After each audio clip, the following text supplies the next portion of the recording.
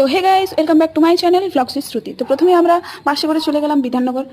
বিধাননগর থেকে অটো করে চলে গেলাম আমরা শোভাবাজার। দেন শোভাবাজারে আমরা ঢুকে গেলাম একদম মেয় আমাদের, যেহেতু আমাদের সকাল থেকে ব্রেকফাস্ট করে আসা হয়নি, সেই জন্য আমরা ব্রেকফাস্ট ওখান থেকে করে নিলাম। শোভাবাজার থেকে মেট্রো করে আমরা চলে গেলাম টালিগঞ্জ। টালিগঞ্জ থেকে আবার অটো করে আমরা চলে গেলাম মালঞ্চ। তারপর মালঞ্চতে গিয়ে আমরা চলে গেলাম মোবাইল ওয়ার্ল্ড, এই দোকানটাতে। এখানে গিয়ে আমরা বিভিন্ন ধরনের ফোন দেখতে থাকলাম, যেমন S23, S24, iPhone 15, IQ12। তারপর এইসব কিছু দেখার পর আমাদের পছন্দ হলো এই মোবাইলটা, IQ12।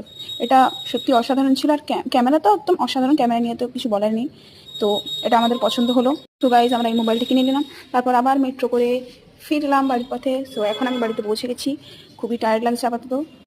যেহেতু মোবাইলটা দিদির, তো সেই জন্য দিদিভাইকে বলবো যে কিছু বলার জন্য মোবাইলটা সম্পর্কে। তাহলে তোমার ফোনটা কিরকম লেগেছে একটু জানাও আর কি। হেভি সুন্দর ফোন।